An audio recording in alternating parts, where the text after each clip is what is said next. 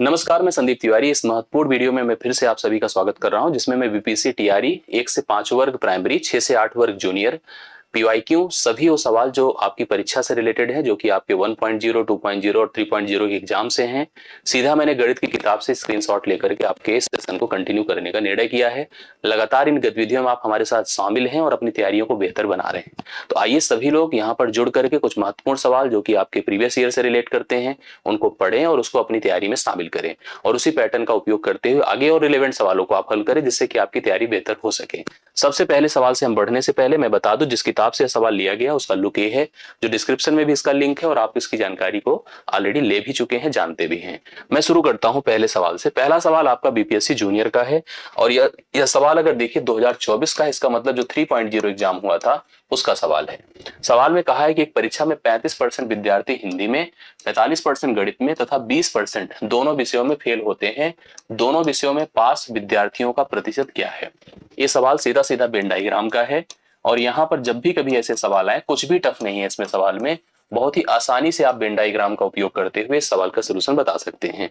यहाँ पर तीनों के नेचर सेम है, बस इसमें कुछ बातें आपको दिमाग में रखनी होगी। ग्रुप 2 बन सकते हैं, ग्रुप 3 बन सकते हैं, फेल की बात हो सकती है, पास की बात हो सकती है, केवल फेल फेल फेल दिया जा सकता है, केवल पास पास पास दिया जा सकता है, फेल देकर पास पूछ सकता है, पास देकर फेल पूछ सकता है। 100% टोटल का मान होता है। अगर 35% हिंदी में फेल की बात कर रहा है तो 65% हिंदी में पास हुए होंगे। 45% गणित में फेल की बात कर रहा है तो 55% गणित में पास हुए होंगे। 20% दोनों में फेल कह रहा है तो दोनों में 80% पास हुए होंगे। अब उत्तीर्ण विद्यार्थी दोनों में से नहीं होता है। उत्तीर्ण का मतलब उत्तीर्ण, वो चाहे पहले में है, चाहे दूसरे में है, चाहे दोनों में है। दोनों में है, पहले में है, दूसरे में है, तभी वह उत्तीर्ण है। अगर हम इस डायग्राम को फेल बेस बनाते हैं और मैंने इसको बना दिया किसके लिए? हिंदी के लिए। एक डायग्राम मैंने ग्रीन कलर से हिंदी के लिए बना दिया और एक डायग्राम मैंने इसी प्रकार से गणित मैथ के लिए बना दिया। दोनों का हिस्सा वो हिस्सा होता है जो दोनों में, देखिए आपको दिख भी रहा होगा, हिंदी वाले हिस्से में भी जा रहा है, गणित वाले हिस्से में भी जा रहा है। ये 35% हिंदी का है, ठीक है, जो पास है, फेल है। ये 45% गणित का है जो कि पास फेल है। और दोनों की तरफ अगर चले तो दोनों में 20% फेल है, जो कि यहां पर आपको 20% कॉमन दोनों हिस्से में दिख भी रहा है। अब मैं कह दूं कि केवल हिंदी में फेल है तो हिंदी में पूरा सर्कल फेल है, ठीक है। और केवल हिंदी में फेल की बात करूं, क्योंकि ये जो 20% है हिंदी और मैथ दोनों में फेल है, तो ओनली हिंदी में अगर फेल की बात करें तो 35 से 20 निकाल दें तो 15% केवल हिंदी में फेल है। किसी प्रकार से अगर हम बात करें यहां पर गणित में फेल तो 45% है, केवल गणित में फेल की बात करें तो 25% होगा, ठीक है। अब अगर हम फेल के आंकड़े की बात करते हैं तो टोटल जोड़ने से 25 और 15 मिलकर 40, 20, 60% तो फेल हो गया। अगर 60% फेल है तो 100 में से 60 निकाले तो पास कितना हो जाएगा बताइए? 40% हो जाएगा। ये सीधा अपनी किताब से ही स्क्रीनशॉट लेकर के इस सवाल को दिया गया है। 40% यहाँ पर पास है दोनों परीक्षाओं में। जो दोनों परीक्षाओं में नहीं कह सकते, पहले में भी पास हो सकता है, दूसरे में भी पास हो सकता है, दोनों में पास हो सकता है। तो 40% हम पास को लेकर के इस सवाल का सोल्यूशन आपको दे रहे हैं। आई होप आपको समझ में आ गया होगा कॉन्सेप्ट और यह क्लियरिटी हो गई होगी। अगले सवाल पर बढ़े मेरे साथ। बीपीएससी प्राइमरी का सवाल है 2024 का, ये भी 3.0 का सवाल है। करेक्ट है, 3.0 जो हुआ था पेपर उसी का सवाल है। 5% वार्षिक साधारण ब्याज पर निवेश की गई धनराशि का मूल्य 40% तक बढ़ाने में कितना समय लग जाएगा? देखिए, जो साधारण ब्याज होता है वो दो चीजों पर निर्भर करता है। साधारण ब्याज, एक तो समय पर, ठीक है, कितना समय है और क्या ब्याज की दर है। सिंपल कॉन्सेप्ट होता है। अगर मान लो दर है R% और समय है N, तो दोनों को आप कंबाइन भर कर दीजिए, आपको पता चल जाएगा ग्रोथ क्या हो रहा है। जैसे एग्जाम्पल में मैं कहूं कि अगर 10% है, जैसे यहाँ पर 5% है, और समय जो भी है, समय हमको नहीं कंफर्म किया है, मान लीजिए अगर हमने कहा 4 वर्ष है तो 5 चौके 20% की ब्याज दर होती है। अब सवाल को समझिए। सवाल की स्थिति ये है कि अगर हमारा प्रिंसिपल एक अमाउंट बनना है, उसको बनाना है, तो हमें ब्याज ऐड करना पड़ेगा। ब्याज ऐड करना पड़ेगा। हम चाहते हैं कि हमारे मूलधन में 40% तक की वृद्धि हो। 40% की वृद्धि होने का मतलब 40%, 100, अगर 100 को हम प्रिंसिपल माने तो 40 रुपए का ब्याज हमें प्राप्त हो। या ऐसे समझिएगा, इसको हम 2/5 कह देते हैं। 100 को 40% मतलब 40/100 करिए तो 2/5 लिख सकते हैं। अब 40% हटाइए तो 100 हो जाएगा नीचे 2/। इसका मतलब ये है कि हमारा प्रिंसिपल यदि 5 था तो हमारा ब्याज हमको मिलना चाहिए 2, और 2 बढ़कर के अमाउंट होना चाहिए 7। मतलब आपको यह प्रिंसिपल दिख रहा है, यह अमाउंट दिख रहा है और यही ब्याज दिख रहा है। मैंने आपसे कहा कि जब भी कभी ऐसे सवाल होते हैं तो दो चीजों का कॉम्बिनेशन यहां पर अप्लाई होता है, ये दर और समय। दर आपको दिया है 5% और समय हमको नहीं पता है, ठीक है। दोनों के रिलेशंस की बात करें तो 5% होता है 5/100। 5/100 का मतलब 1/20। 1/20 लिखिए और इसको यन से गुणा करिए, तो यन बटे कितना हो जाएगा 20। अब सुनिएगा, यन/20 में हम लिखेंगे यन का मान आपका प्रिंसिपल है, सॉरी एसआई है, और यह मान आपका प्रिंसिपल है। हमेशा ऐसे रिलेशंस आपके डेवलप होते हैं। मतलब आप लिखो यहाँ पर यन/20, ठीक है, और यहाँ पर ये आपको एसआई प्रेजेंट करता दिखेगा और ये आपका प्रिंसिपल प्रेजेंट करता दिखेगा। एसआई यहाँ 2 है और प्रिंसिपल यहाँ 5 है, ठीक है। हमको समय ही बताना है, देखिए कैसे निकलेगा। 5 चौके 20 होगा, 4 दूना 8 होगा, यन बराबर 8। 8 साल का समय लगेगा इस एक्शन के लिए, इस काम के लिए, अर्थात इतने ब्याज के लिए जो 40% के रूप में आपको प्राप्त होना है, इसके लिए कुल 8 साल का वक्त लगेगा।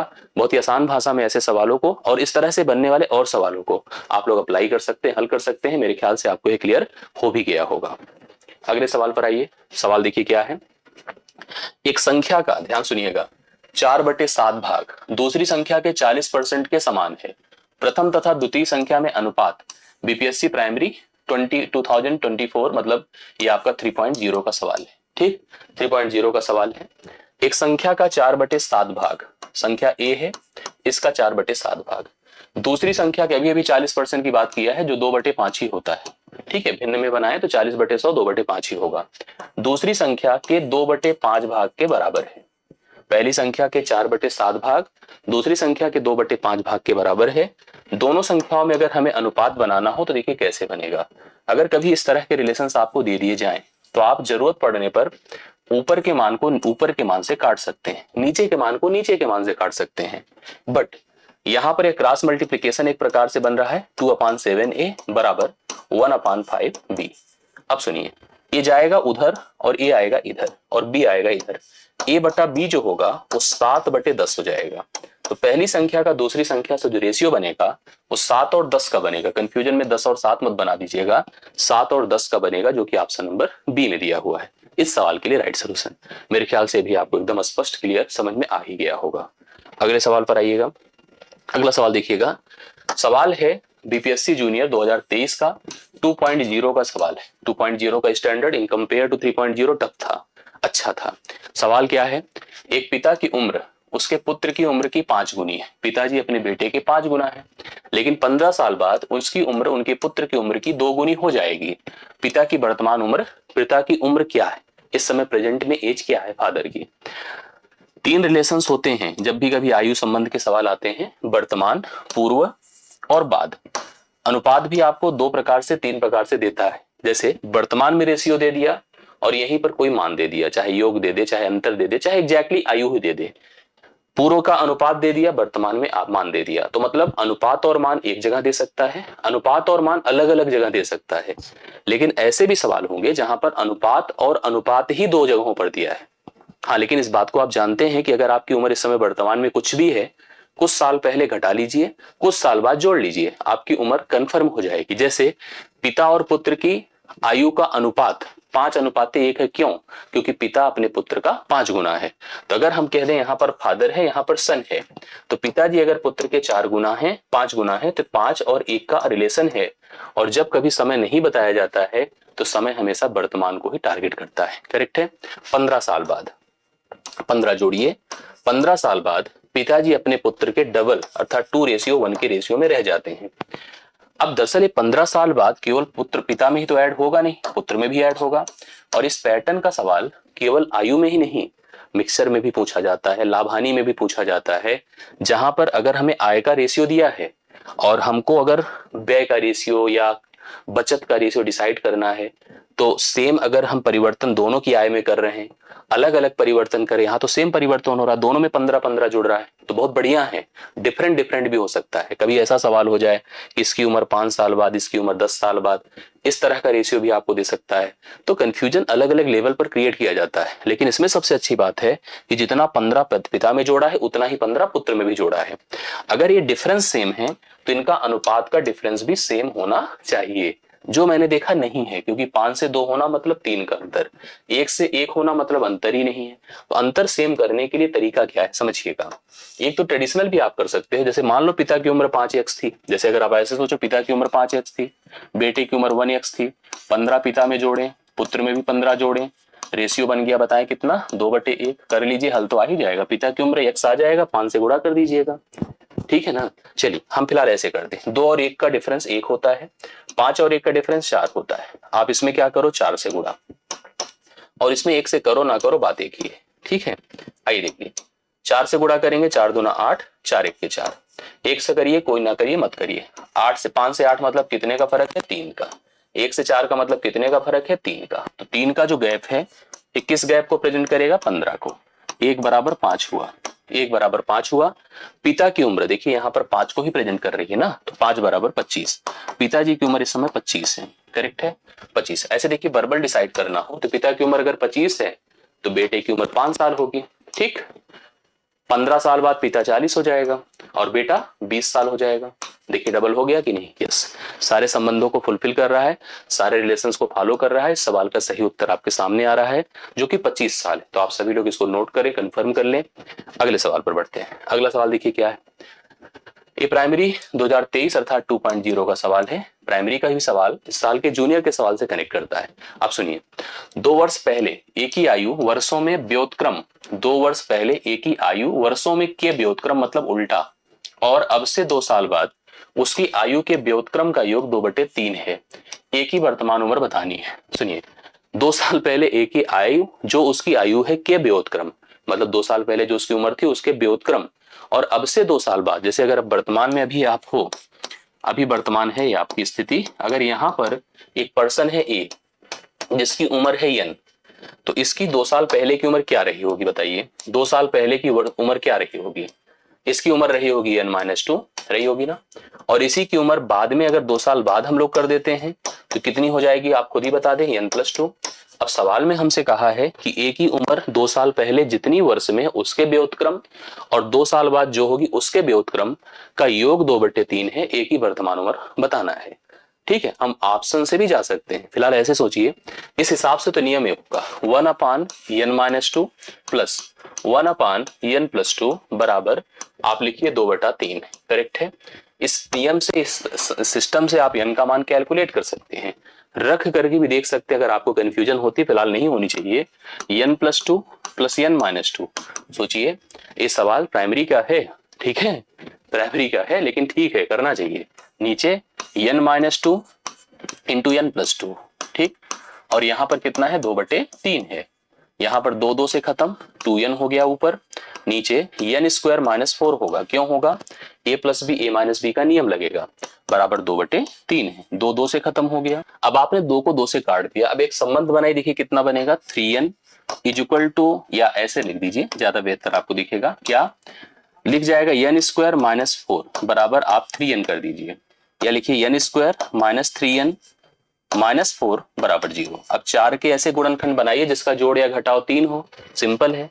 n² -4n लिख सकते हैं, -n लिख सकते हैं, प्लस n लिख सकते हैं, क्योंकि 4n से 1n निकलेगा तो -3n आएगा, -4 बराबर 0 हो गया। अब अगर हम इससे n कॉमन कर ले तो n-4 हो गया, +1 कॉमन कर ले n-4 हो गया। अब यहां से आपको पता चल गया होगा कि n-4 होगा और n+1 होगा, +1 को लेकर के हम -1 तो ले नहीं सकते, यहां से n बराबर 4 आ जाएगा। इसका मतलब उसकी वर्तमान उम्र कितनी है, 4 है। और अगर 4 है तो हम ऐसे भी जस्टिफाई देखिए कर देते हैं कि 4 से 2 साल पहले 2 रहा होगा, 4 के 2 साल बाद 6 रहा होगा, 1/2 करिए, 1/6 करिए, जोड़िए इसको तो कितना होगा, 6 और 2 मिलकर 8/12 होगा। 4 दूना 8 होता है, 4 तिया 12 होता है, 2/3 यहां से मैच कर रहा है। तो सी ऑप्शन इस सवाल का सही उत्तर है।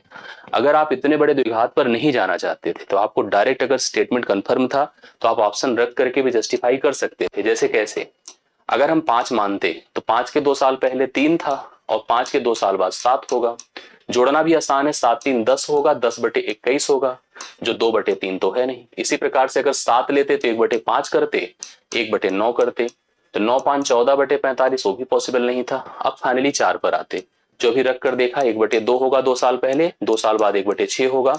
जोड़ने से आपका 8 बटे कितना आ रहा है 12, जो 4 दूना 8 हो रहा है, 4 तिया 12, इससे मैच कर रहा है। इसलिए सी ऑप्शन इस सवाल का राइट सोल्यूशन है। एकदम शानदार सा सवाल है, बढ़िया से देखिए, प्राइमरी में पूछा गया और ठीक ठाक सवाल था। कंफ्यूजन क्रिएट कर सकता है अगर थोड़ी सी अवेयरनेस ना हो, सिंसियरिटी दिखाएंगे तो आपको कंफर्म ये सवाल सॉल्व होता नजर आएगा। तो इस रिलेशन का ऐसा सवाल आपको देखने को मिल सकता है। आगे सवाल पर देखिए, ये भी प्राइमरी का ही है, 2024 का है, मतलब 3.0 का है।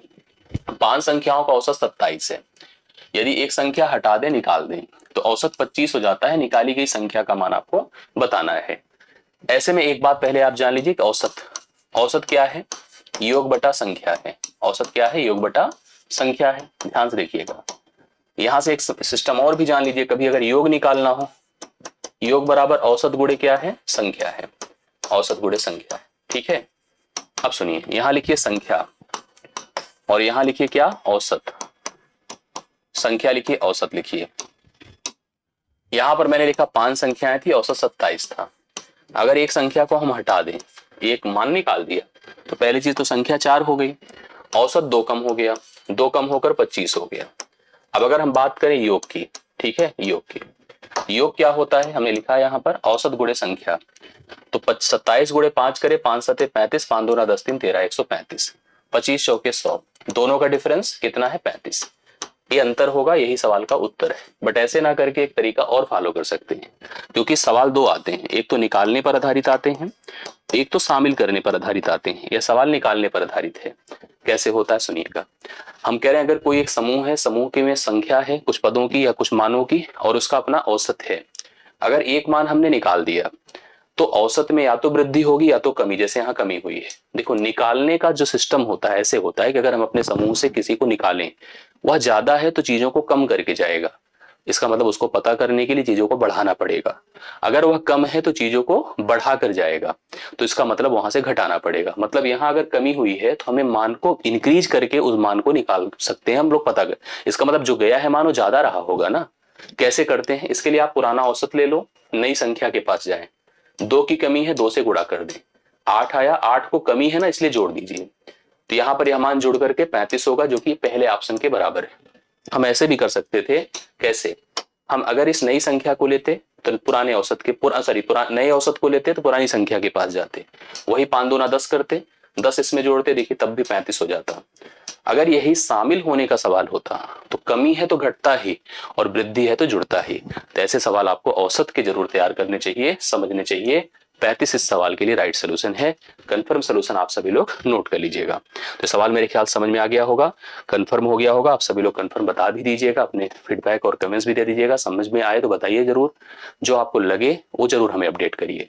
अगले सेशन में फिर इसी तरह से मैं आपके साथ कनेक्ट होऊंगा। अभी के लिए इतना ही, बहुत बहुत धन्यवाद। Thank you so much.